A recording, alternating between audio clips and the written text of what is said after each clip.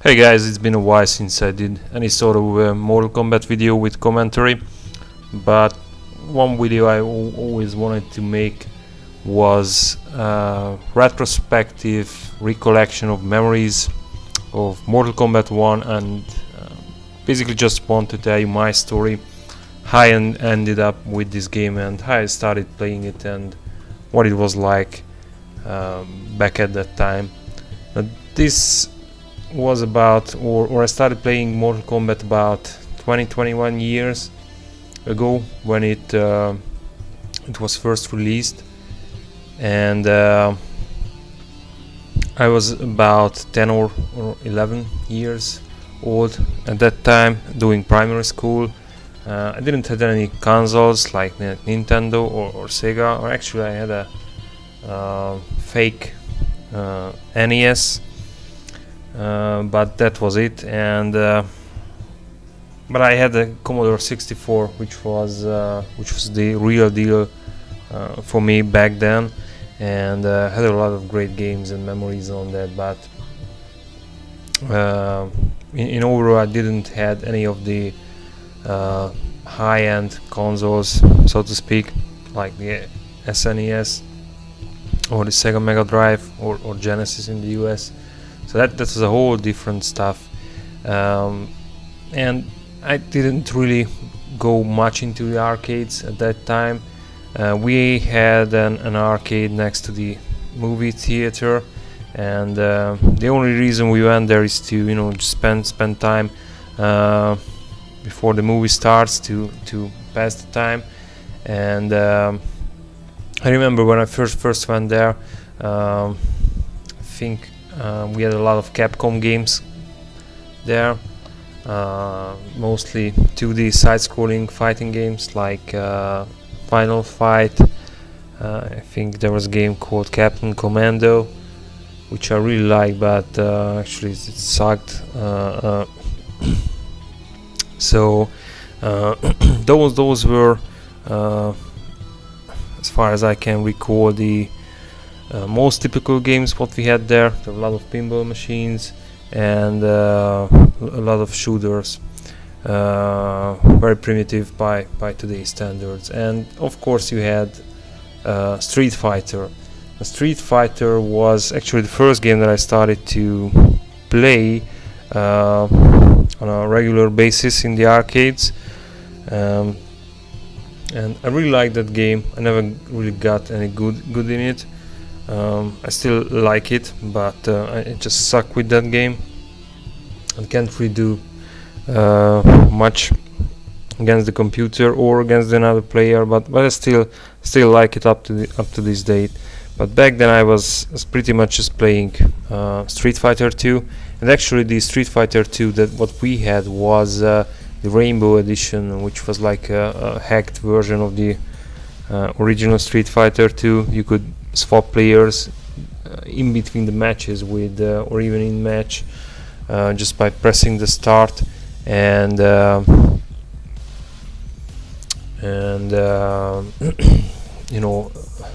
Ryu could spam the whole screen with his projectiles and stuff like that. So it was just crazy, but very easy to get into. But it was a completely fake game, and the cabinet itself was just, I think, a 2-button version, so you had the one punch and one kick, and that's about it. But anyway, so that was what I started playing at the time, and that was the reason why I started visiting the arcades more often.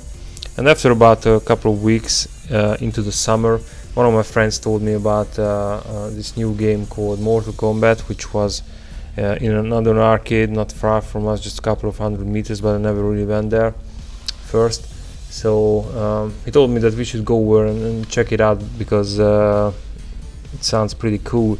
You could even kill your opponent in game, and that just sounded very strange to me, and I couldn't believe it. So we went over, checked it out, and wow, there was already a huge crowd around the machine, and everybody was just watching. And the guy who I first started playing was playing with Scorpion. He didn't really progress that far, but still it was impressive. He managed to do fatality, and then also did the pit. I would call it fatality, but you don't get a fatality for it, but started doing the pit move as well. So it was just really looking nice, and I mean we were just picking up our jaws from the floor. We couldn't believe what we saw on the screen. Now the actual arcade, actually what we had there wasn't an dedicated or original Mortal Kombat arcade machine. I think it was one of the Neo Geo cabinets with a bigger screen, so it has a proper screen size like the actual Mortal Kombat arcade, but you know, the whole cabinet layout looked a bit different. It had the marquee, but that was about it. Even the buttons weren't arranged in the normal traditional Mortal Kombat arcade style. You had 3 buttons in the bottom row. First one was block, then low punch, low kick, and up in the upper row you had 2 buttons for high punch and high kick. But it still worked. I mean, it looked nothing like the actual arcade, but it was, you know, playable, and actually it worked out pretty fine with those button layouts as well. And one thing I also have to tell about is the version of Mortal Kombat that we grew up, or the first summer when we started to play it. It was the so-called Yavdim version, which is midway spelled backwards. This is a bootleg copy of Mortal Kombat. You can find it in the MAME roster, and it's pretty easy to look up the actual ROM as well. Gameplay wise, it's identical, I think, to version 4 or version 5, so you have everything in it, and it plays just the same, but the sounds are all fucked up. You know, music is all over the place, and sound effects all over the place, and the machine was pretty much muted, so we were playing Mortal Kombat almost without sound. All we could hear was occasionally the groan after you finish somebody with a fatality, but that was about it. It took me actually about 2 more years to play Mortal Kombat on a proper Mortal Kombat arcade, so not the bootleg version. And then, you know, I was shocked how good it was with sound effects. But when we started playing it, I didn't knew. I thought that it was supposed to be like that. I was like 10 years old and didn't really bother much with the sound, but I actually still liked it that way. So like I said, I didn't care much about it. Mortal Kombat, when it was released in the arcades in my hometown, has become pretty much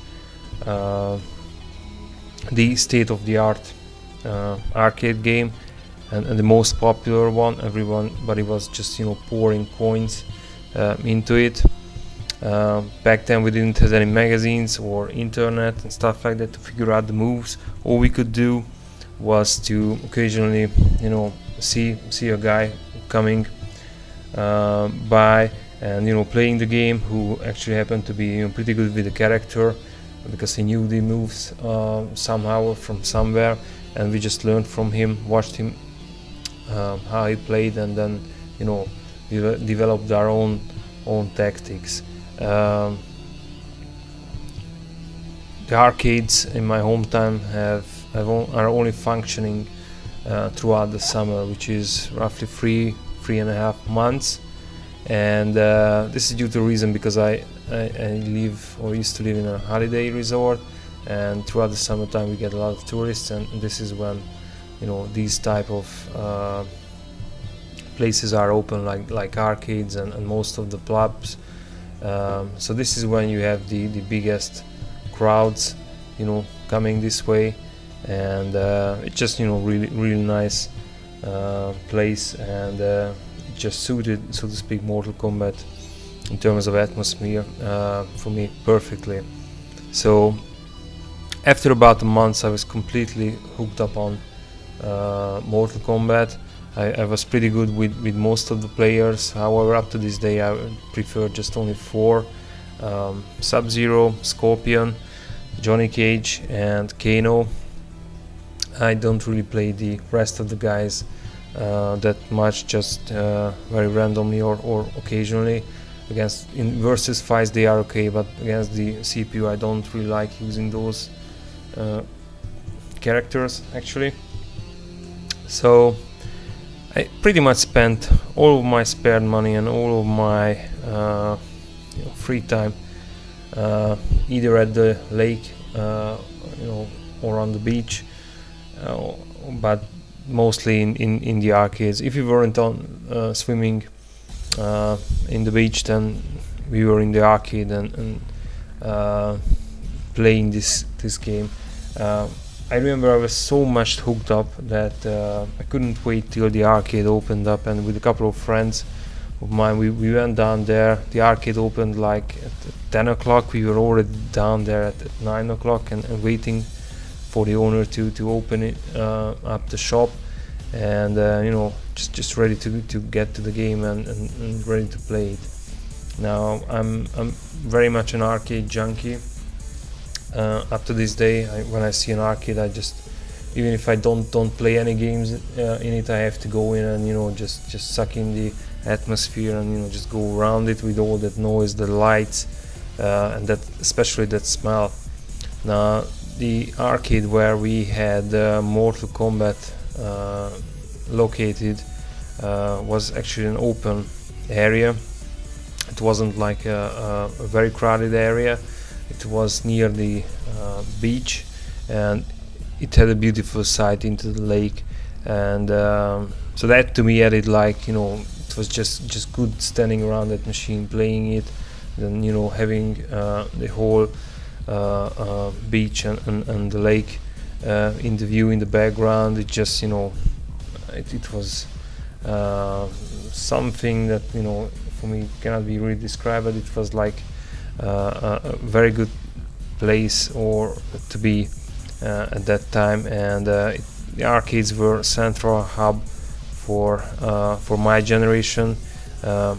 We used to hook up with my friends at the arcades and go from there to other places, but this is where we had most of the people coming together of my age.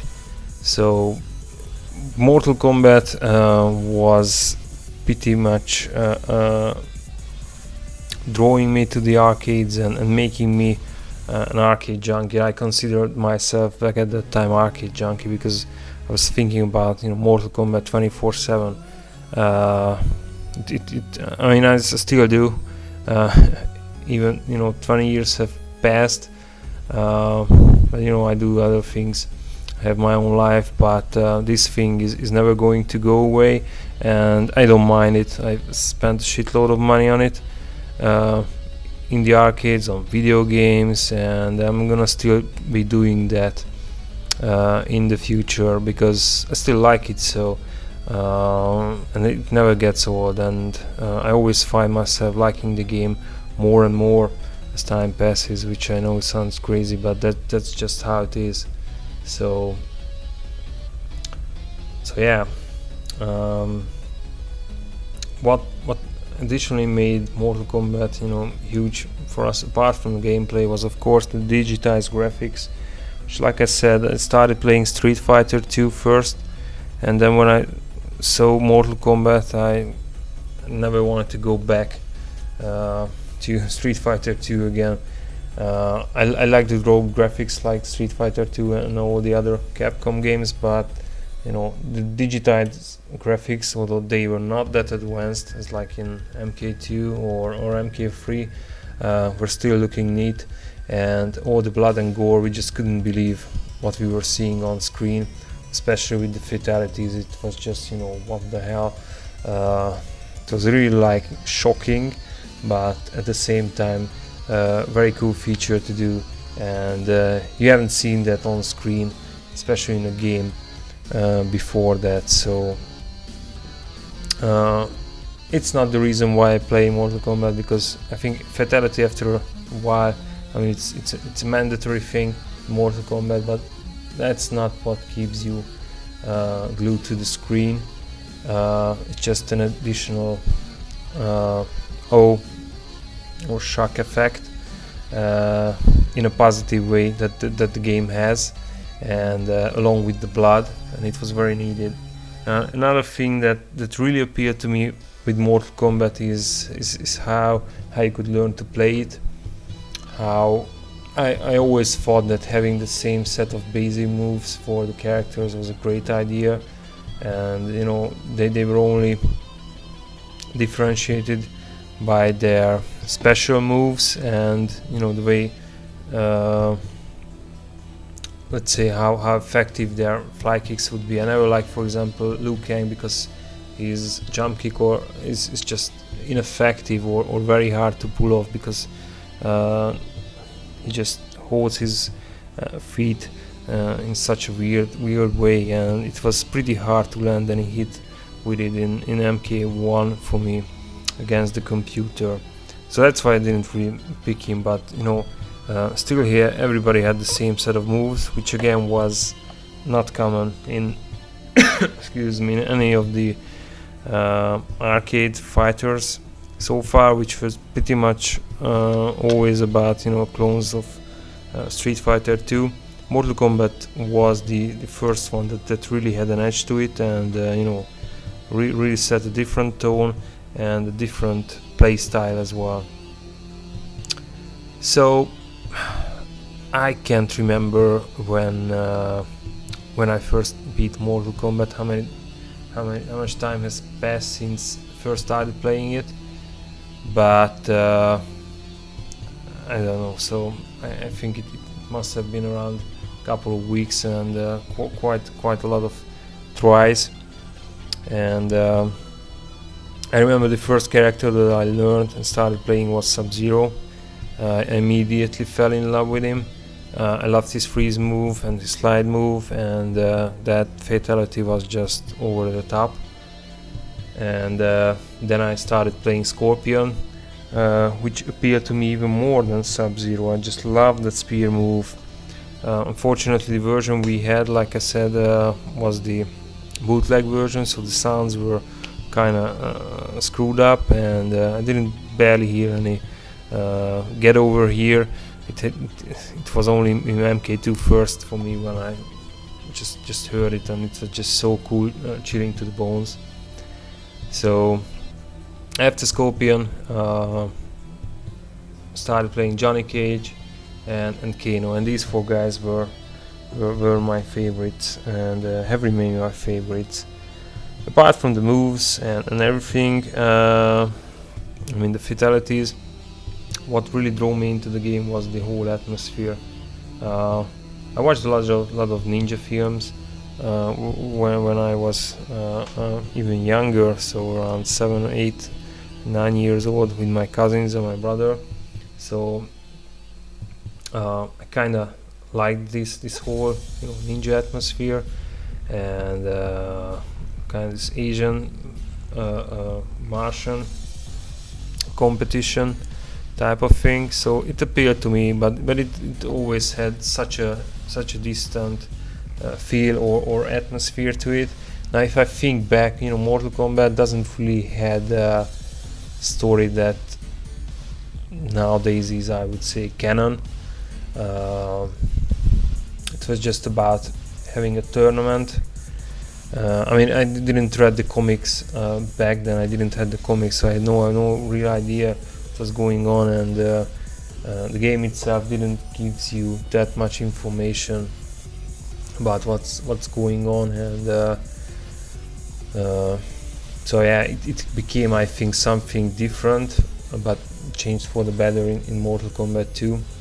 I really love the endings. Those two pictures at the end of the game were just, you know, really fun to fight for, and you know, get to see it. I didn't really spoke that much English back then, so we didn't really understand what was written there. We kind of made out portion of it, but didn't really understand it.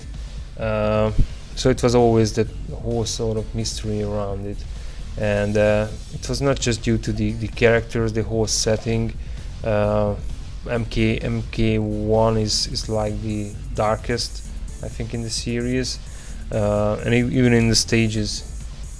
Most of the time it's at night, or you are in a dungeon, so it has that like a very dark mood to it. Plus there was something never before seen thing, which was Goro. I think Goro and later on Kintaro and basically the Shoguns as a race has made Mortal Kombat into much more diverse than any of the other fighter games. Now with fighting games, for me, bosses and sub-bosses are always now I would say mandatory things, and I'm always looking for fighting cool bosses. Now in Mortal Kombat 1 we had the coolest bosses ever. Goro was just over the top, huge monster, never seen anything like it. As per the intro, it was supposed to be half human, half dragon, and I remember when I first fought him and first managed to beat the third endurance round. I was just surprised that he just, there wasn't any transition into the next fight. He just pops down from the top and starts smashing you right away, and he just looked very intimidating. Although looking now at the game, it's Goro is pretty stiff. He's a very cheap boss, but I just loved him. And after that you get to Shang Tsung. The Shang Tsung in Mortal Kombat 1 was a perfect boss in my opinion. I loved the way the computer was doing the transformations with Shang Tsung and how clever it has used. It's not that difficult to beat him, but he can be a pain in the ass, especially when he turns to Goro and starts going nuts.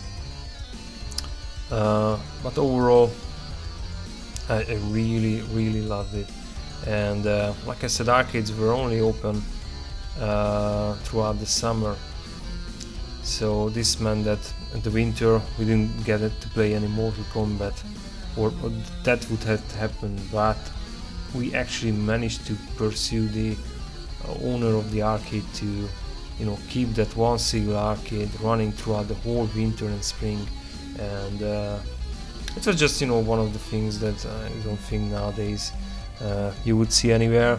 But then again, we weren't like a random guys there. It was a real community. We knew the owner, so it was almost like being together with I don't know, almost like relatives, if you can say that, because we were really good friends, spending a lot of time together, and even the guys who were running the arcades were very happy with us, of course. I mean, they were happy because we were spending all our money there. But then again, that was a very neat thing for him to do, and he basically let us play Mortal Kombat then throughout the winter and in springtime, and it was just awesome. Now, one more thing I would point out in terms of Mortal Kombat 1 especially, and those are the hidden secrets in the game. Now, as I said, we had no internet, no video game magazines, so actually video game magazines were back at that time the main source for this type of things. But we were getting rumors from guys who were going to other arcades, and hey, I saw this and that, and of course 99% of that was just made up and bullshit, but we wanted to believe it, and we kind of believed it, and it just added to the whole atmosphere. Now, one guy in particular added a lot to the whole mystery of the game for us, and that was the guy who was doing regular maintenance on these arcade machines. I think he came by on a bi-weekly basis, and you know, he just started feeding us rumors about, you know, secrets within Mortal Kombat. Now occasionally we happen to see reptile clues, but that was just very rare. I think in the arcades the first time I only saw once, and those things are only occurring, I don't know, it's very random, but and very rare. So the first secret he told us wasn't regarding reptile, and in the courtyard you have the guards in the background, and in some other stages as well you have the guards in the background standing. Now he told us that we would actually be able to fight those guards.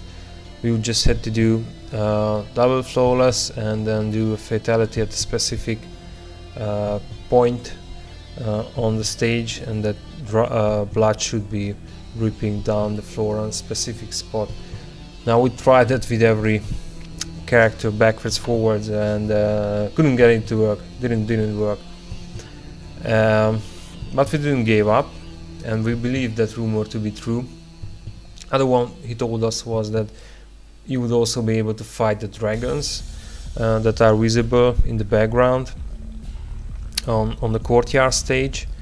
Unfortunately that didn't turn out to be true either, but it would have been cool. Third one he fed us was that on Goro's lair you have the glowing eyes in the background, which I always imagined would be belonging to some demons or wolves or demon hounds or stuff like that.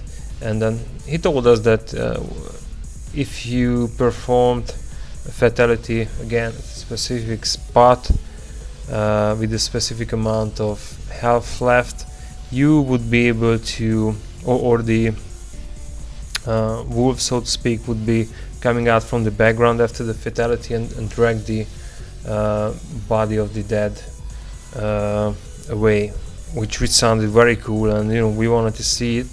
We didn't get to see it because it was a lie. But anyway, after this day I didn't minded that these sort of rumors, because you know these were always around.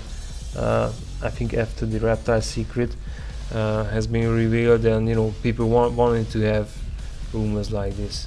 And the fourth one that he told us was reptile, which turned out to be true.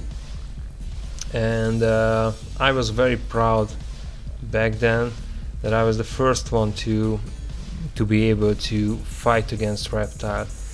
Now here's the story of my very first reptile encounter. So this guy, this arcade mechanic, told us about, you know, that you could fight a green ninja in a yet unknown stage, but you would have to perform 2 flawless rounds and fatality while you had shadows going past the moon on the pit stage, which happens also pretty rarely, but you know, not that rarely as like the reptile clues. It happens like, I don't know, every 6th, 7th or 10th match, but it's not that rare. So we started, you know,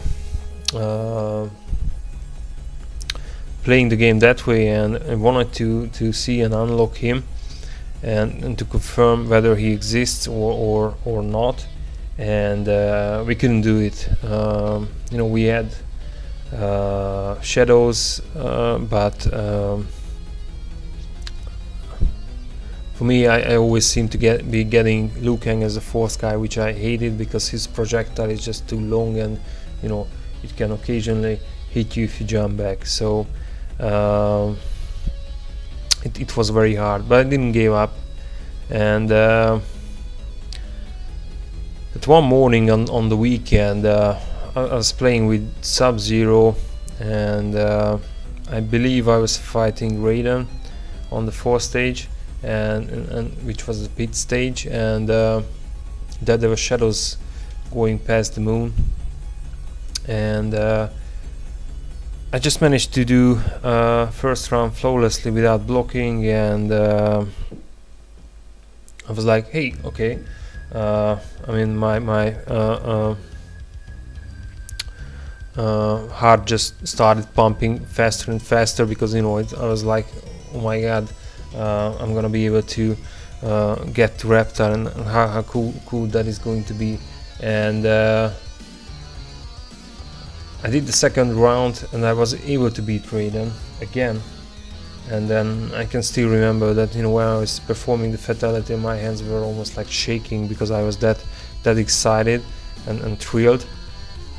And then I remember, for me it seemed like an eternity after the fatality, once the screen starts flashing, and the whole music comes in, and telling you that I'm Reptile, you'll find me. And up to this day, I think that's just the coolest thing in the entire Mortal Kombat franchise in terms of secrets. And I managed to get to him, to unlock that fight.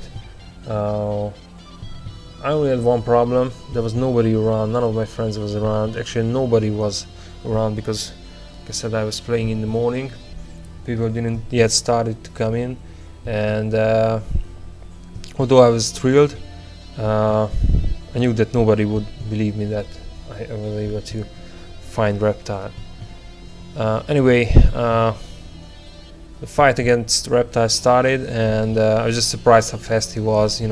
Jumping backwards, he was throwing the freeze projectile, and then the spear move, and he kicked my ass pretty fast, and I got killed.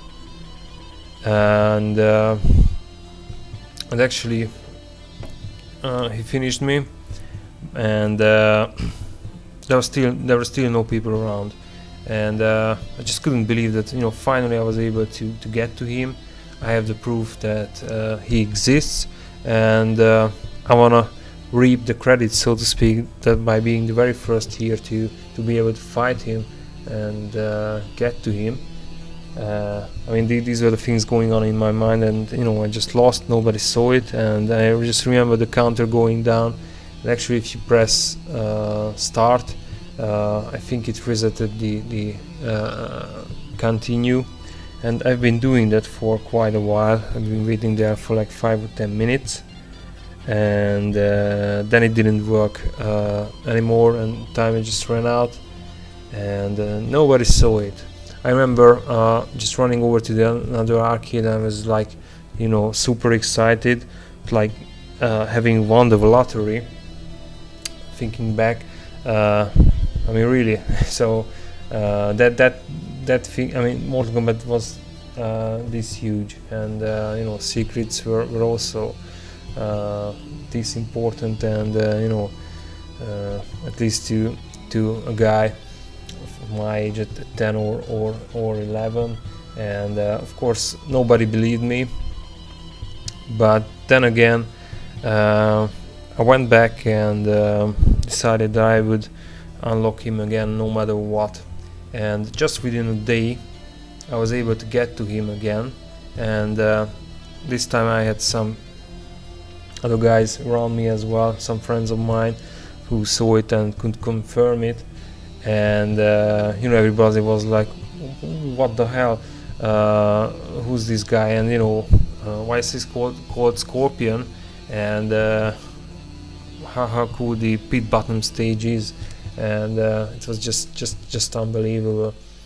So after that, people started to try to find Reptile more and more often, and occasionally they did, and so yeah, that's I think pretty much how it started up for me in terms of Mortal Kombat. I didn't knew that a sequel was coming. I had no idea back then. When I first saw Mortal Kombat 2, started playing it, it was if I was impressed by Mortal Kombat 1, then I can't describe what I first felt when I played and saw Mortal Kombat 2. But In the very first year I didn't know that the second Mortal Kombat 2 was going to appear, so MK1 was the non plus ultra for me, and up to this day I still love playing it on my arcade or on Xbox or on MAME, whatever, and it just brings back a lot of good memories to me, and it did have quite an impact on my life, actually, in several ways. You know,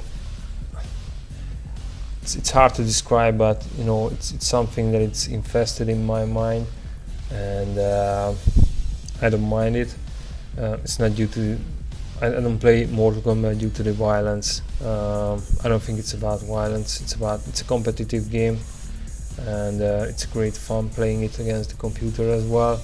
And for me, Mortal Kombat is not just a game.